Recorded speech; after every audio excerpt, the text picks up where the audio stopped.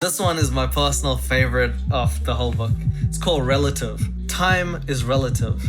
Beauty is relative. Family is relatives.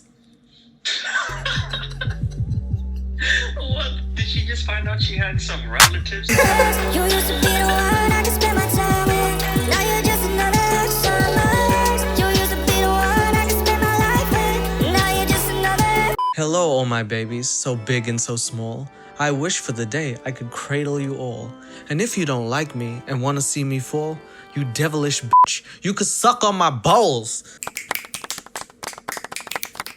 Hi, and welcome to the 16Leo book club. 2 conditions to this club, of course. If you haven't already, then do subscribe because we're trying to take over Detroit. And 2, get yourself something hot to drink and sit down because today we're looking at this. Adult Homelessness by Gabbie Hanna. Now, I don't know if you know this series, but the first book I did was on Cody Simpson, and he did a lot of poems about the sea. How did that go? It was a wash.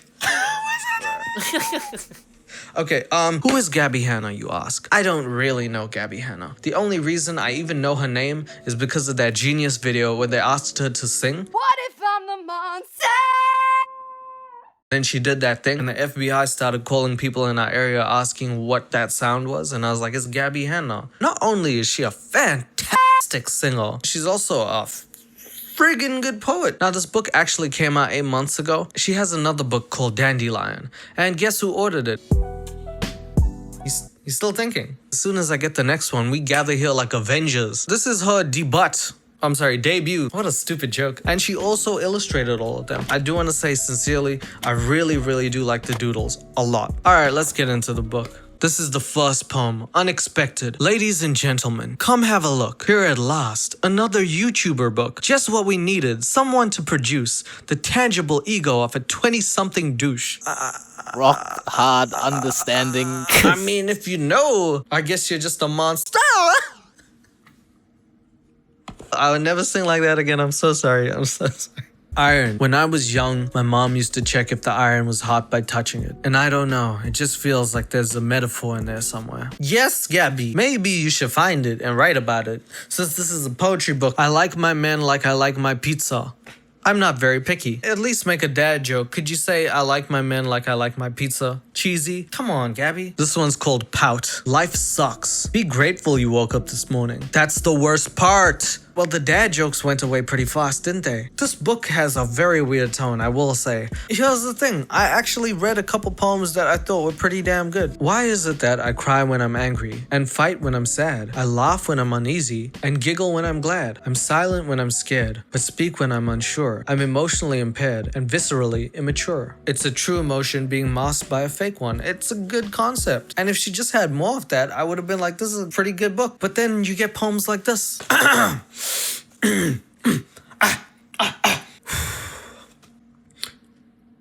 K.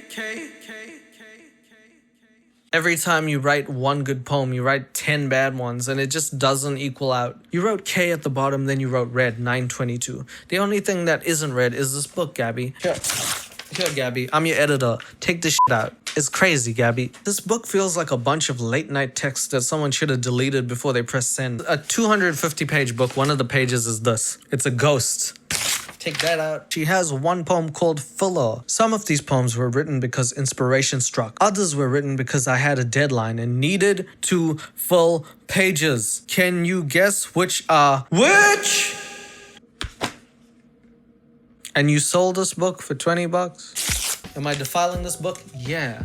You know why? Because I bought it. Okay, so this is kind of a first. I wanted to share this beauty with a couple friends, and because of procedures, I can't have any of them over. So I was just gonna call them on the phone and read some poems to them and see how they react. What's up, homie? I'm expecting big things. Recess. Jacob and Emily sitting in a tree. K-I-S-S-I-N-G. First came love, then came marriage. Then came a stale and empty life as a result of the societal pressures to which led to a semi-public affair and a severe case of alcoholism, mixed with a mental illness, followed by a grueling 2-year divorce that damaged the kids emotionally and left everyone without a sense of direction or self-worth. Whoa, is that it? That's the poem. Oh my god, that started off so sweet. Do you think it's a good poem? I mean... rhyme. Some kind of rhyme at least. This one is my personal favorite of the whole book. It's called Relative. Time is relative. Beauty is relative. Family is relatives. What? Did she just find out she had some relatives? She made She made a dad joke, bro. This one's called Cheeto. I accidentally used your toothbrush today, but I didn't mind, cause it's the closest thing I can get to your kiss. Then I remembered where your mouth has been, and it got me really fucking pissed. Have you ever used anyone's toothbrush? No, never. That's It's disgusting. just, it's got a picture of some cockroaches and stuff there. So like, Oh, are there visual aspects in this? yeah, poem she as she drew them, and the drawings are pretty decent, but I wish the poems were.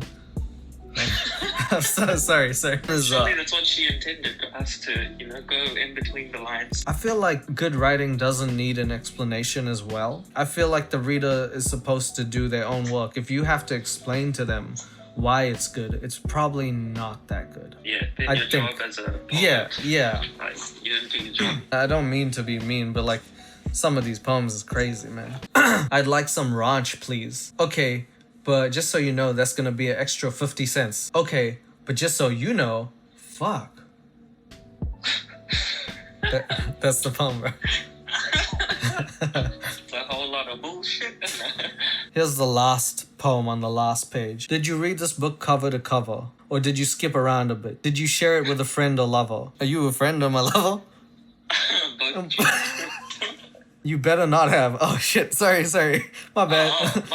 shit, my bad, okay. Make that bitch buy their own copy. There, she pre-planned it. And then she said, I want a Lamborghini. Oh, She called me a bitch, and then she called you a bitch. That's one of the things I didn't expect from the book, is to have a lower self-esteem than when I started reading this book. I learned something today. Hey, subscribe, I don't sound Australian. become a big baby. Hit me with some life-changing poetry. Like lots of elderly people, my great-grandma was hard of hearing. Like lots of hard of hearing people, my great-grandma wore a hearing aid. My great-grandma would simply turn down her hearing aid. Just like that, she switched the room to mute. She was able to hush the world and create her own peace. Her disability was her superpower. How does she know that she turned it off? She was like, Grandma! Like- Grandma! Grandma! How does she know?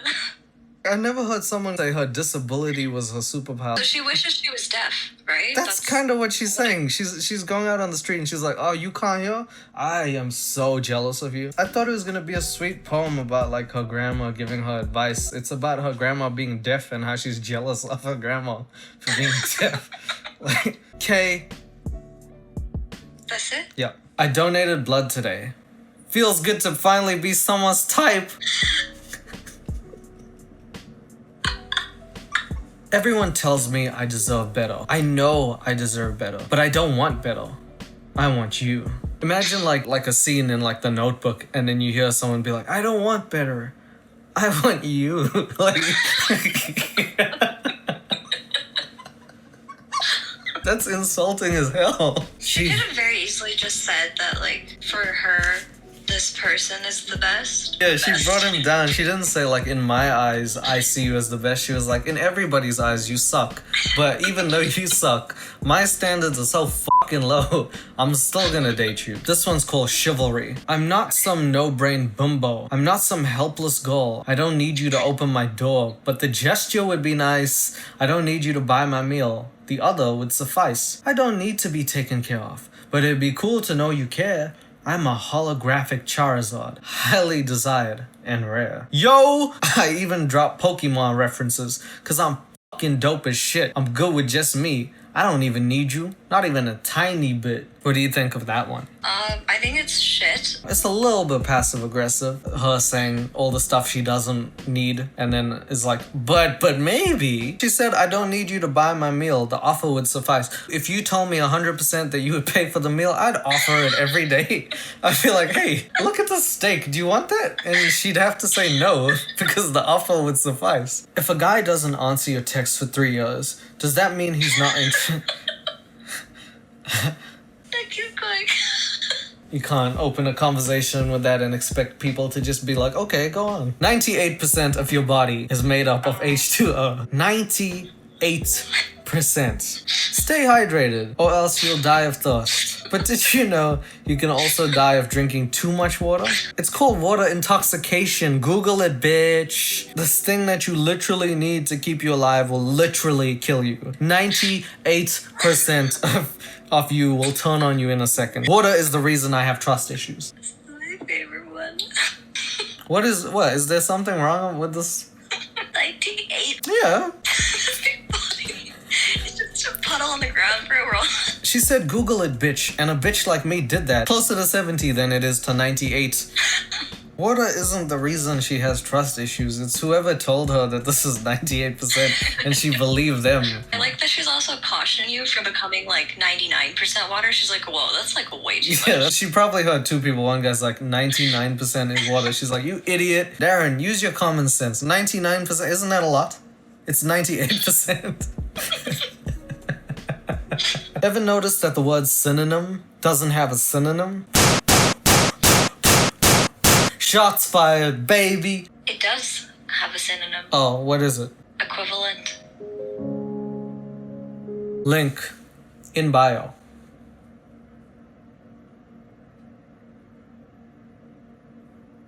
Was that it? That was it. That was it. Yeah, no, she stole this poem from a guy called Jackie Paul. Did you say jackass?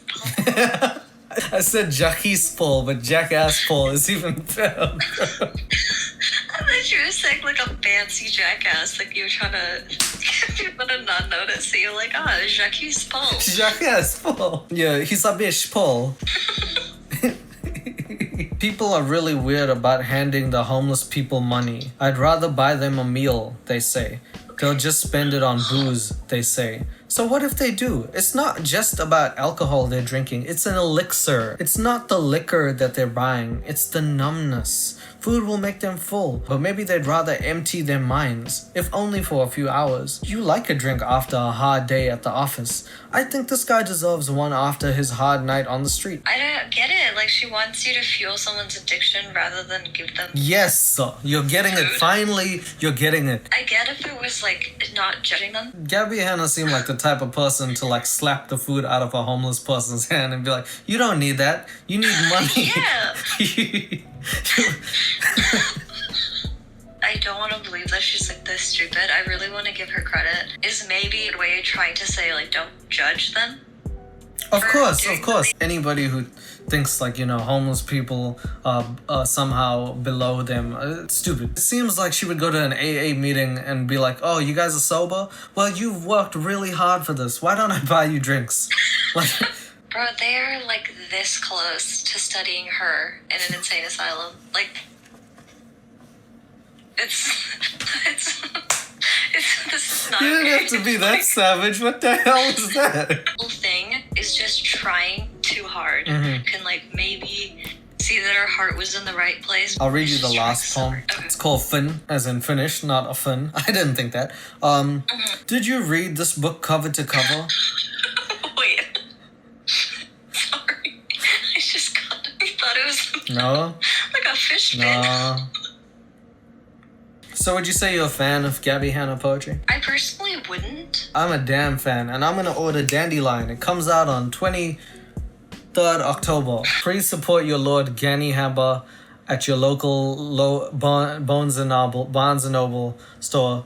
Get by Dandelion. Having a stroke. Yeah. Just stop. I thought that was pretty fun, and if we get to doing the other book, I was thinking maybe I could call some of the fans. So if you want to be part of that, best way to do it is follow me at 16leo_ on Instagram. I could call you there. I could read you some poems. So I wanted to go read some comments, and they seem just as bad. When she spelled what as what, I was out. Absolutely one of the worst garbage fire pieces of trash I ever read. I don't know how this got published. The only poem I related to was the one that said, lock your bathroom door even when you're home alone, so that if a murderer is in your house, you have time to pull up your pants and die with dignity.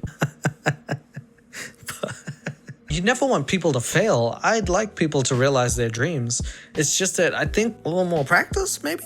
I think there are certain ways to write about a topic that helps you respect them, or it at least helps people resonate with them, because I definitely feel a lot of the same things she's talking about. I just wouldn't express it in those ways. I mean no offense at all. I just want to have a quick laugh with my friends. That really did cheer me up. Hey man, if you wrote the book to make people who are sad happy, you made me feel happy. So thank you so much, Gabbie. You made my day. Gabbie really tried to put the lit in literature in this book. Anyway, guys, thank you for joining my book club today. I really do appreciate you guys so much. I hope you guys join the club, and I cannot wait to read the next book with you. Jacob and Emily sitting in a tree, ruling 2-year divorce as a result of severe case of alcoholism.